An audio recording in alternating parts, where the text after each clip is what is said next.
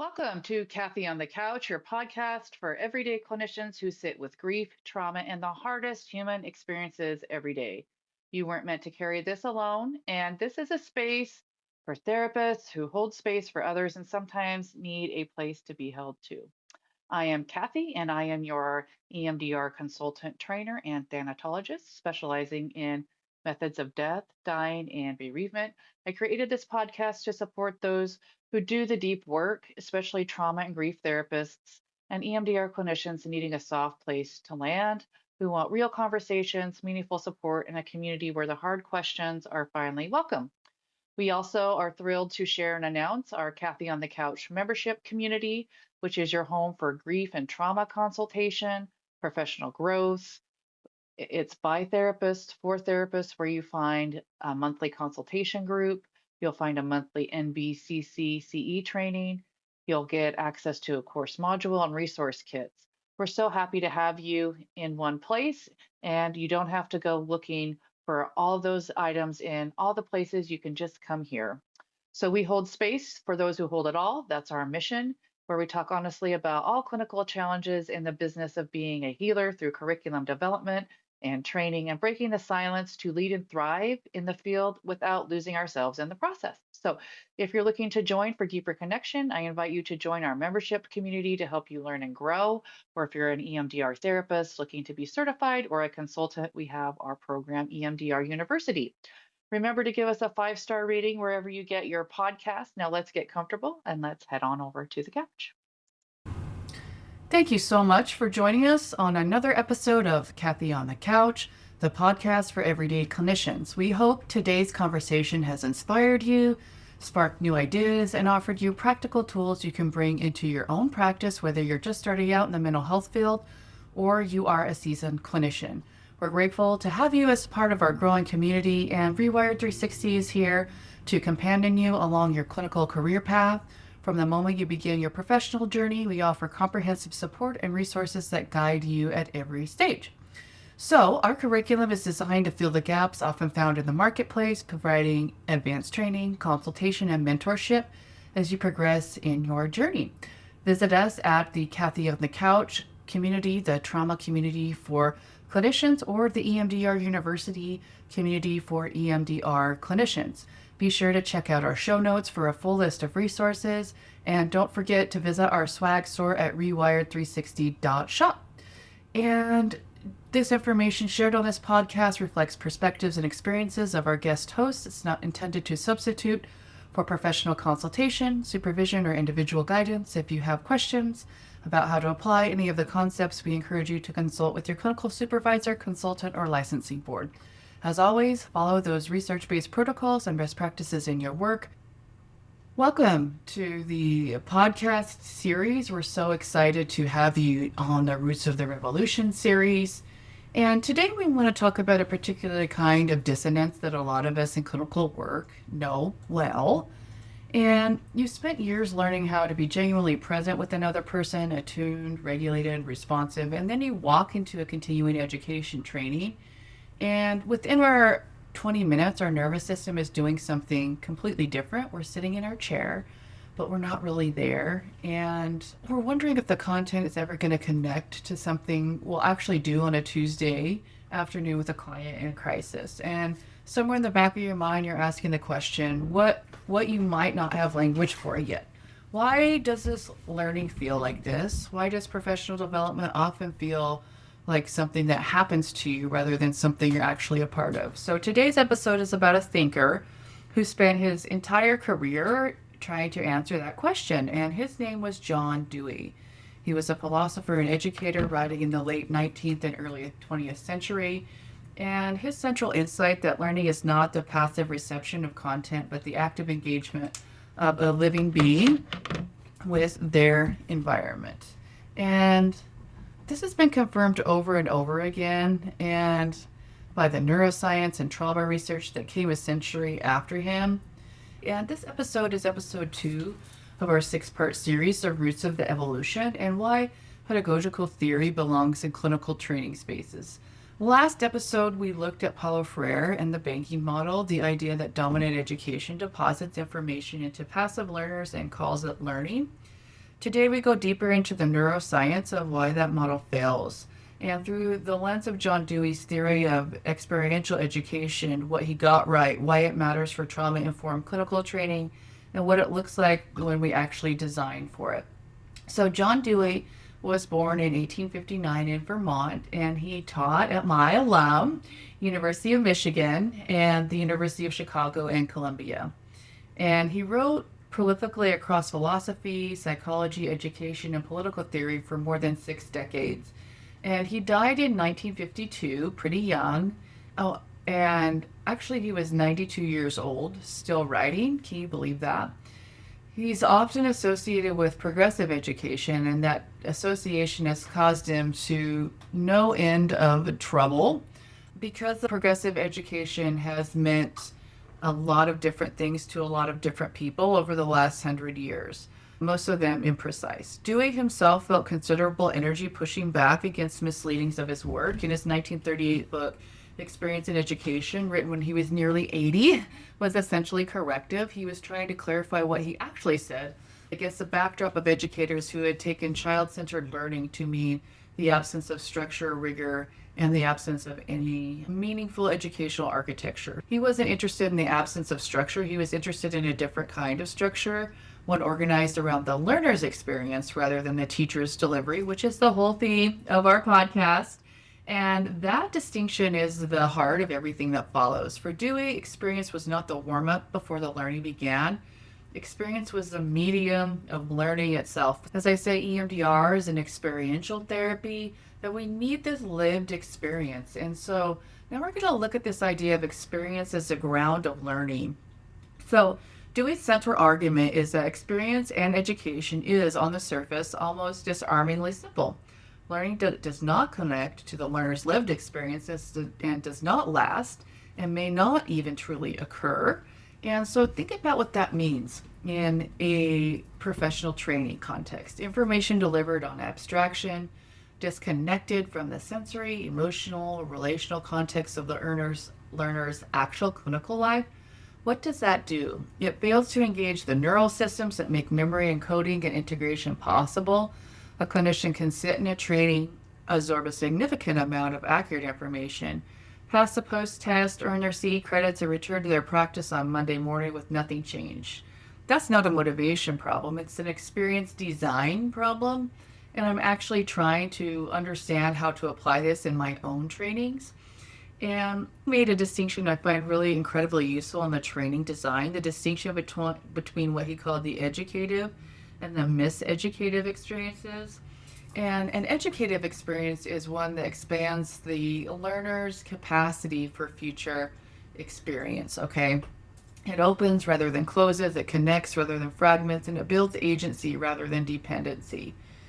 And a miseducative experience does the opposite. It may involve the transmission of accurate information, and the content may be entirely correct, but it leaves the learner less able, not more able, to engage with the complexity going forward. And the question Dewey invites us to ask is not, was the content correct? It is, was the experience educative? Did it expand the participants' capacity? Did it leave them more curious, competent, confident, or more overwhelmed, more passive, and more dependent on the trainer's authority? And I've been in both rooms. I've been in both of those environments, and the former is definitely more encoded in my system. Accurate content delivered in a miseducative condition produces compliance, not learning. And in trauma-informed fields, compliance is a clinical warning sign, not a training goal. And so we're going to talk about what neuroscience adds, this embodied cognition and state-dependent learning. And here's where it gets interesting for us trained in trauma and nervous system work, remembering he was writing without that fMRI data, without polyvagal, neuroscience, memory consolidation theories. He was working from a philosophical argument and careful social and personal observation. And he was right.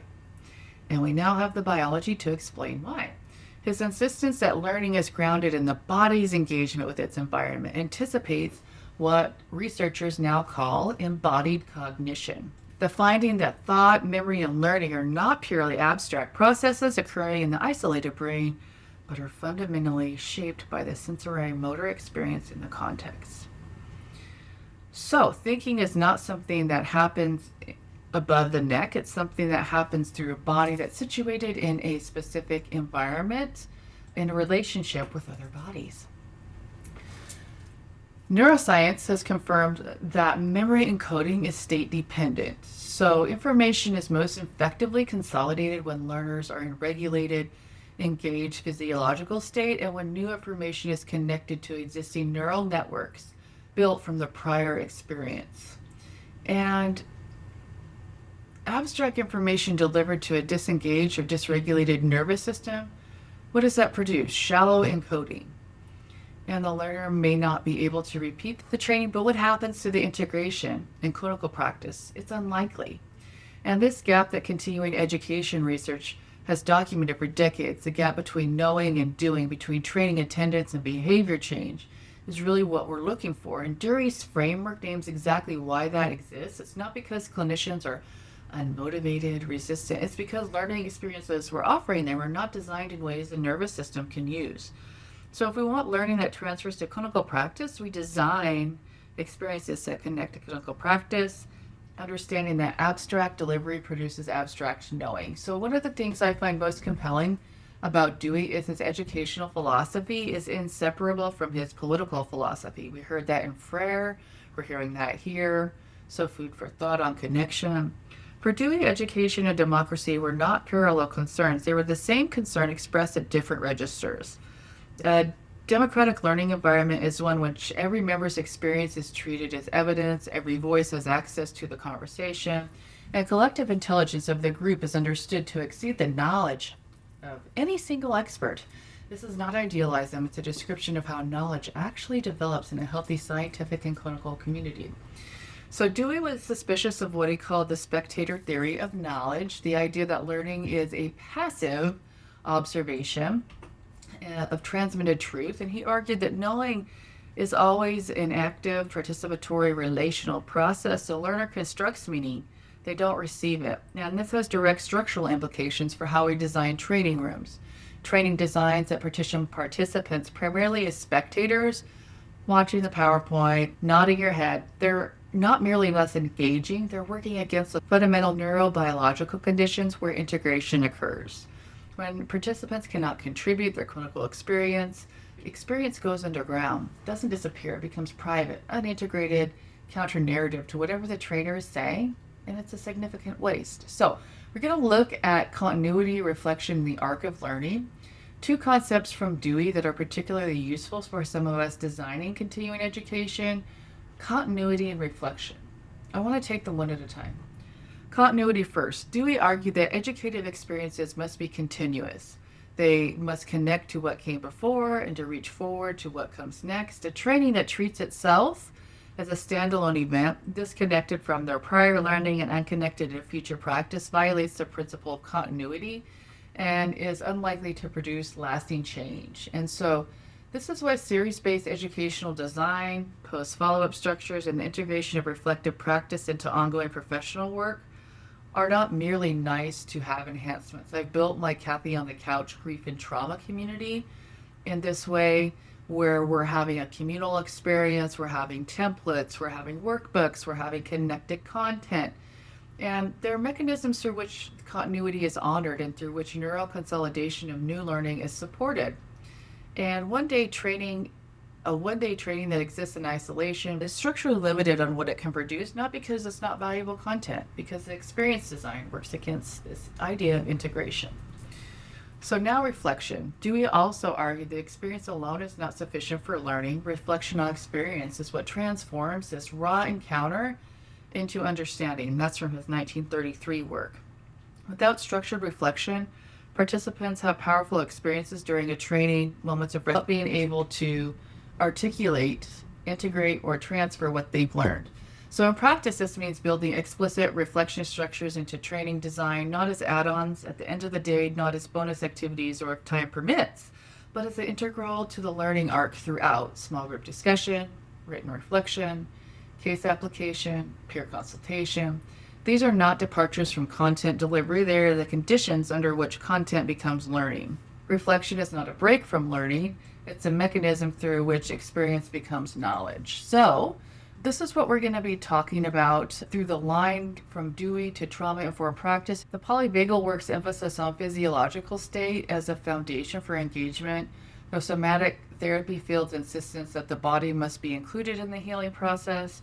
The relational neuroscience and literature's documentation of co-regulation as a medium of change. And all of these, what do? They converge into Dewey's core insight that learning is an embodied relational experiential process. And when we design training spaces that ignore participants' physiological states, that treat their prior clinical experiences as relevant, that offer no structure for reflection or continuity, we're designing miseducative experiences.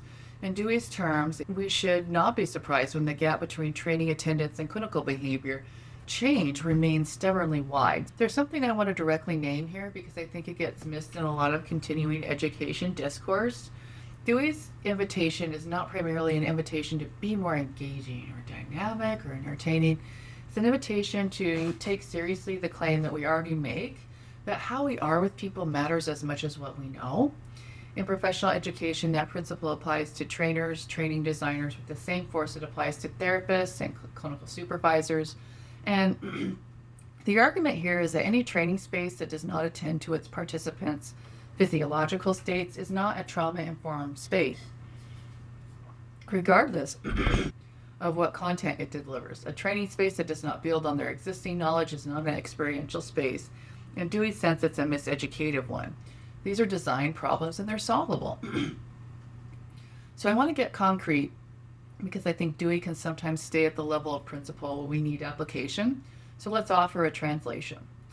Dewey's principle of continuity means, in practice, that your training design should begin before the training starts with pre-work that connects participants' existing clinical experiences to what's coming, and it should extend after the training ends with a structured follow-up, community, or consultation that supports integration over time. The training itself is not the learning, it's the catalyst.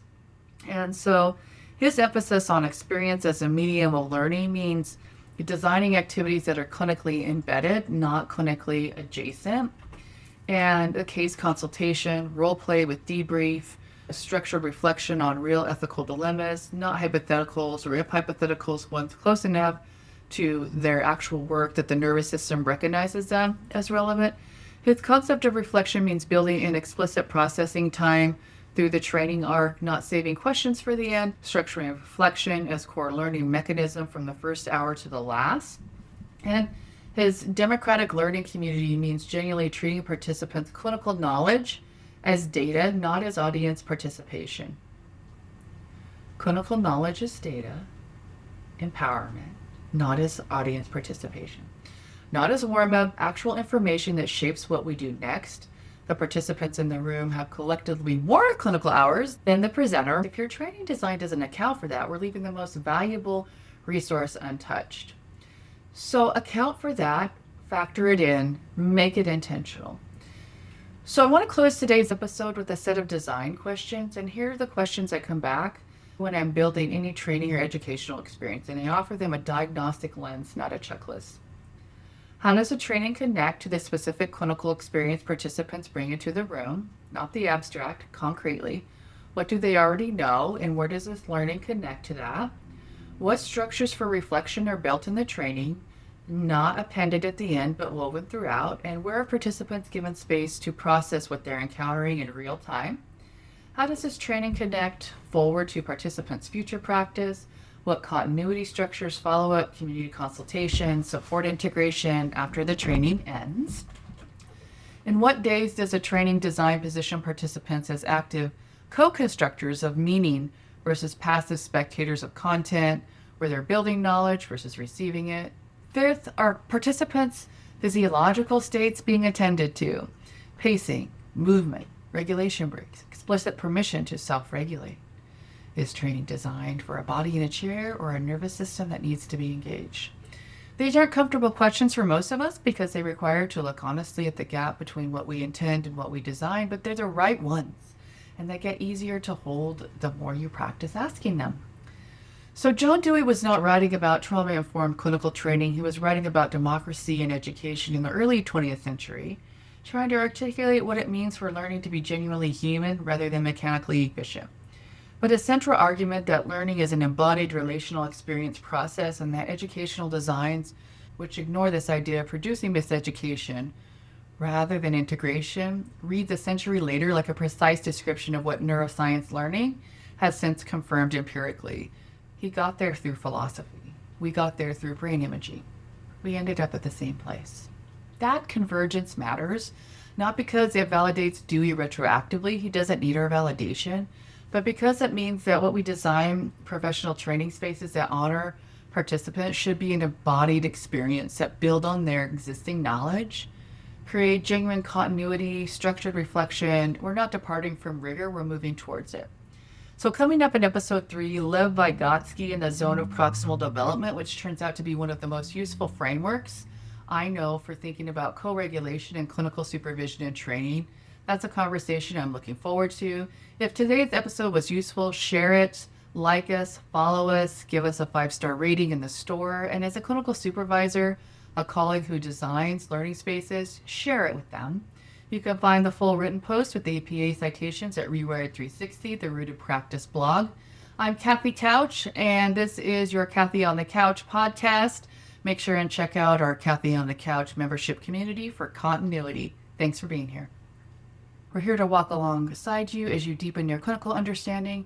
And until next time, keep connecting, keep learning, and keep rewiring for success. Take care.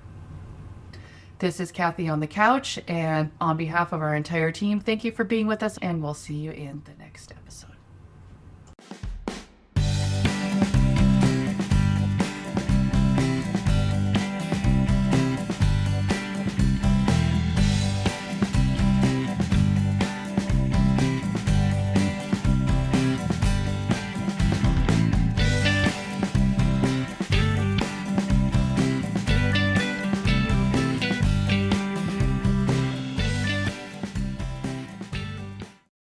Welcome to Kathy on the Couch, your podcast for everyday clinicians who sit with grief, trauma, and the hardest human experiences every day.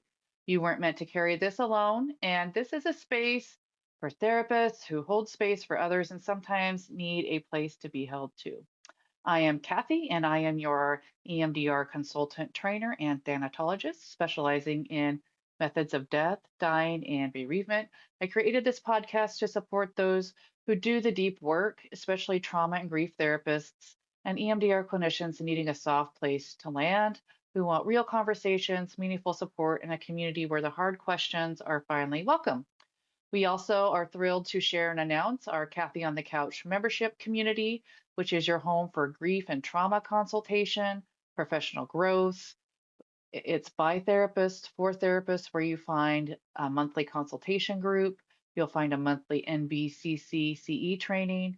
You'll get access to a course module and resource kits. We're so happy to have you in one place, and you don't have to go looking for all those items in all the places. You can just come here.